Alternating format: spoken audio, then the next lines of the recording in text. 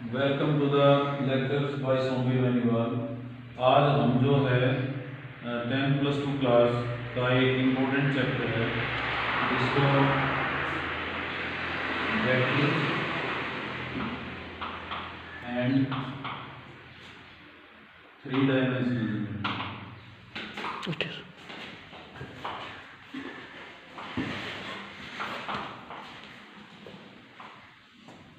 बहुत ही important topic है। इधर देखिए ध्यान से, बहुत ही इम्पोर्टेंट टॉपिक है वेक्टर्स जो है। ये फिजिक्स का भी एक जो है अहम पार्ट है। इसके बगैर हम फिजिक्स को जो है स्टडी नहीं कर सकते। तो यहाँ जो है वेक्टर भी और थ्री डायमेंशन ज्योमेट्री दोनों को स्टडी करना पड़ता है हमें। और इम्पोर्टेंट जो है सेक्शन होता है 100 में से जो है इसका जो है आई कैन से जो है 15% के करीब जो है उसका कंट्रीब्यूशन होता है सिलेबस में। थ्री डायमेंशन ज्योमेट्री को पढ़ने के लिए वेक्टर्स जो है वो जरूरी है। वेक्टर्स जो है वो क्या होते हैं, ये जो है सबसे पहले हमें समझना जरूरी है, क्योंकि अब तक जो हम पढ़ते आए हैं, हालांकि इसकी इंट्रोडक्शन 11वीं क्लास में ही हो जानी चाहिए थी। जब हम 11वीं क्लास में आते हैं तो फिजिक्स पढ़ते हैं, और फिजिक्स में जो है वेक्टर्स जो है हमारा जो मोशन का जो चैप्टर होता है वो वेक्टर क्वांटिटीज से स्टार्ट होता है। डिस्प्लेसमेंट वगैरह जो है, डिस्टेंस वगैरह जो होते हैं। तो यहाँ पे जो वेक्टर्स है इसकी जो डेफिनेशन है वो वहाँ से हम स्टार्ट करेंगे। और इसमें एक ये जैसे हम नंबर्स को पढ़ते हैं, संख्याओं को पढ़ते हैं 10वीं तक, ऐसे ही आगे हमने वेक्टर्स को पढ़ना है। जैसे हमने संख्याओं में दो संख्याओं को कैसे जोड़ा, दो संख्याओं की हमने गुणा कैसे की, 3 को 2 से गुणा कर दिया 6 आ गया, 3 में 2 जोड़ दिया 5 आ गया। ऐसे ही जो वेक्टर्स होते हैं इनको कैसे तो हमने जोड़ना है, और उनके बारे में उनको स्टडी करने के लिए क्या क्या जरूरी है, उनको कैसे गुणा किया जाता है, कैसे उनको भाग किया जाता है, भाग होता भी है या नहीं होता है, ये सारी बातें जो हम वेक्टर्स के अंदर जो है वो स्टडी करेंगे। +2 के सिलेबस में सिर्फ इतना ही है, इनकी इंट्रोडक्शन है, इनकी कुछ प्रॉपर्टीज हैं और इनकी मल्टीप्लिकेशन है। अब जो है वेक्टर्स जो है सबसे पहले वो क्या होते हैं, ये एक हम वेक्टर अलजेब्रा, जैसे हमने संख्याओं का अलजेब्रा पढ़ा है। अलजेब्रा मीन्स उनके जोड़ जमा भाग गुणा भाग जो हम करते हैं उसको हम अलजेब्रा बोलते हैं। ऑपरेशंस जो होते हैं, ऑपरेशंस भी क्या होते हैं, वो एडिशन मल्टीप्लिकेशन इस तरह के होते हैं। तो वेक्टर क्या होता है, सबसे पहले इसकी कंसेप्ट है a physical quantity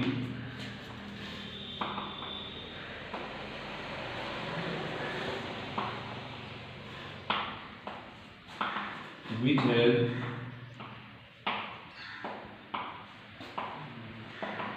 magnitude as well as direction।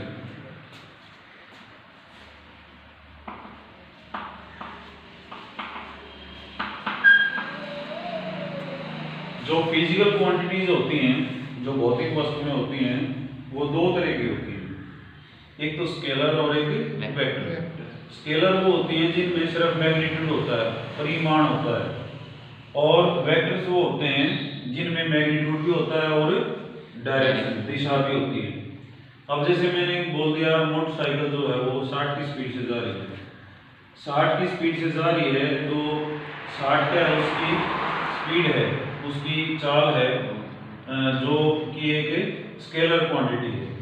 और मैं ये कह दूँ उसमें दिशा भी जोड़ दूँ कि मोटरसाइकिल जो है 60 की स्पीड से छारा की तरफ जा रही है या दुजाना की तरफ जा रही है, तो वो एक वेक्टर क्वांटिटी होती है, उसको हम वेलोसिटी बोलेंगे। तो यहाँ पे एग्जांपल्स हैं हमारे पास, डिस्प्लेसमेंट है,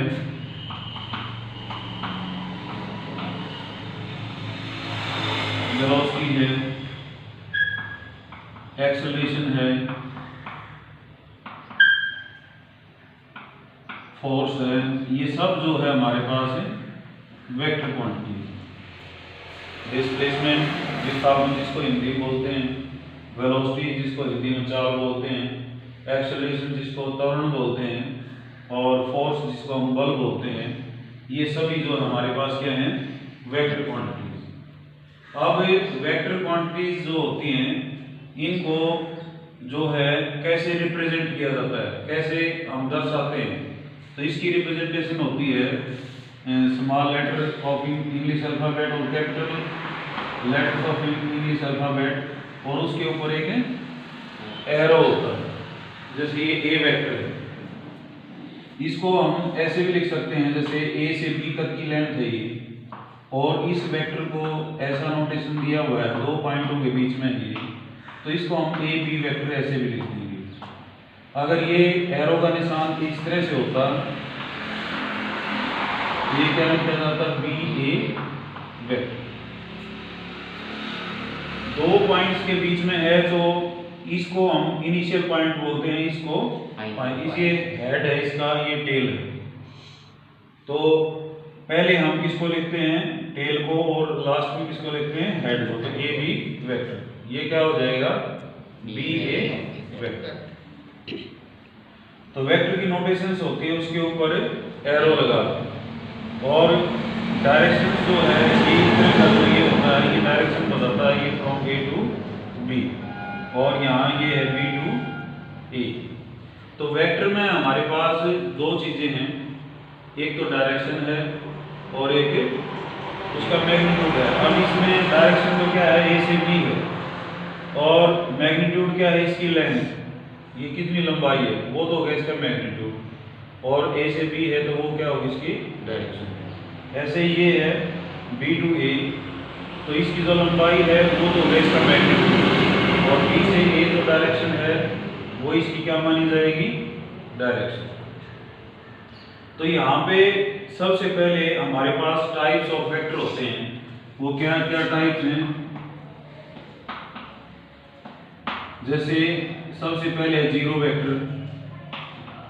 जीरो वेक्टर वो होता है जिसकी आर्बिट्रेरी कोई भी डायरेक्शन हो सकती है, लेकिन लेंथ कितनी होती है, उसकी मैग्नीट्यूड कितना होता है, उसका 0 होता है। तो ये एनसीईआरटी की बुक में जो है वो लिखी हुई है, मैग्नीट्यूड क्या होता है, 0। यूनिट वेक्टर, नाम से यूनिट क्या होता है, 1 जो है यूनिट वेक्टर। ऐसा वेक्टर जिसकी लेंथ क्या हो, 1 यूनिट हो, 1 मीटर हो, 1 सेंटीमीटर हो, 1 यूनिट हो। कोई भी फिजिक्स में हम जो बातें करते हैं फिजिकल क्वांटिटीज की नापने की, तो वो यूनिट में होती हैं। तो एक जो यूनिट होती है, अगर कोई भी वेक्टर है हमारे पास, उसका मैग्नीट्यूड 1 यूनिट है, तो उसको हम क्या बोलेंगे, यूनिट वेक्टर। ये बहुत इंपॉर्टेंट डेफिनेशन है, इसके ऊपर लगभग जो है 1 या 2 क्वेश्चन पूछा जाता है। यूनिट वेक्टर क्या होता है, a vector having magnitude of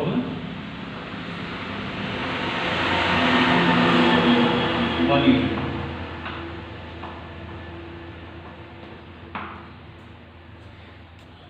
कोई भी वेक्टर जिसकी लेंथ जो है वो, इसके नोटेशंस क्या होती हैं, डिनोटेशन इसके ऊपर क्या होता है, कैप लगाते हैं।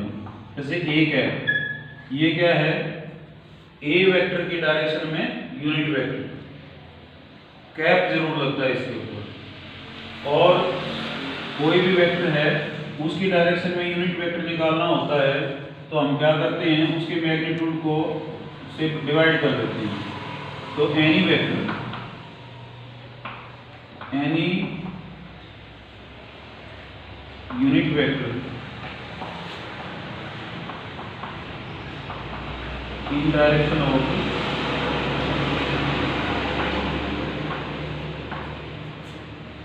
ए वेक्टर, क्या होगा, उस ए वेक्टर को उसके मैग्नीट्यूड से डिवाइड कर देंगे, उस वेक्टर को उसकी मैग्नीट्यूड से डिवाइड कर देंगे, तो वो उसकी डायरेक्शन में यूनिट वेक्टर आ जाएगा। ये सबसे इंपॉर्टेंट जो है टॉपिक है हमारे पास, वेक्टर को जब हम स्टडी करते हैं तो सबसे पहले यही आता है। एग्जामिनर बार बार पूछता है, find a unit vector in the direction of this vector. कोई भी वेक्टर दे देगा, और ये कहेगा उसकी डायरेक्शन में क्या निकालो, यूनिट वेक्टर निकालो।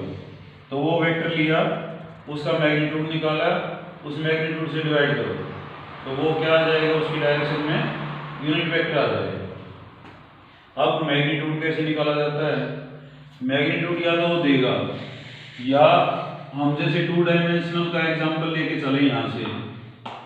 अगर मान लेते हैं ये हमने लेंथ निकालनी है ओ ए, ये ए कोई पॉइंट है एक्स वाई ले लें इंपॉर्टेंट में, तो आप क्या देखेंगे यहाँ पे, जो ये राइट एंगल ट्राइंगल है, ये हाइपोटेन्यूज है, ये बेस है, ये परपेंडिकुलर है। तो हाइपोटेन्यूज का स्क्वायर क्या होता है, परपेंडिकुलर का स्क्वायर और बेस का स्क्वायर। ये जो लेंथ है ये एक्स है, ज़्यादा बताने की जरूरत नहीं, ये वाई होता है। तो ये लेंथ क्या हो जाती है, x square plus y square का रूट। ठीक है, अगर एक्स एक्सिस की डायरेक्शन में आई कैप यूनिट वेक्टर है और वाई एक्सिस की डायरेक्शन में जे कैप यूनिट वेक्टर है, तो इस वेक्टर को हम क्या लिखते हैं, एक्स आई, इसको क्या लिखते हैं, इतने को वाई जे। और ये वेक्टर जो है वो क्या हो जाएगा, इनका एडिशन का, वेक्टर का एडिशन का सिंपल रूल नहीं होता जो संख्याओं का होता है, इनका एडिशन का एक ट्राइंगल लॉ होता है, एक पैरेललोग्राम लॉ होता है और पॉलीगन लॉ भी होता है। लेकिन हम ट्राइंगल जो है तक ही सीमित हैं इसमें, और ये भी नहीं आएगा प्लस 2 के सिलेबस में, सिर्फ यूनिट वेक्टर निकालना होता है और या प्रोडक्ट पे क्वेश्चन आता है। तो यहाँ पे जो वेक्टर है ये क्या होता है, अगर तो ट्राइंगल लॉ क्या होता है मैं ब्रीफ में बता देता हूँ। अगर दो साइड ऑर्डर में है, ये वेक्टर का है, तो ऑपोजिट ऑर्डर वाला जो क्या होता है, इन दोनों का जोड़ होता है। तो यहाँ ये हो जाएगा एक्स आई प्लस वाई। तो इसका जो मैग्नीट्यूड है उसको हमने नोटेशन ऐसे होता है, ये जो है मॉडुलस का साइन होता है, ये होता है मैग्नीट्यूड ऑफ ए वेक्टर। तो क्या आएगा, x square plus y square और उसका रूट, यानी कि क्या होता है, कोफिशिएंट ऑफ आई का स्क्वायर प्लस कोफिशिएंट ऑफ जे का स्क्वायर। जैसे ये वेक्टर है 2i प्लस 3j, तो इसका मैग्नीट्यूड कितना होगा, i का कोफिशिएंट क्या हो गया 2, इसका स्क्वायर प्लस 3 का स्क्वायर और उसका रूट, ये उसका मैग्नीट्यूड है, उसकी लेंथ।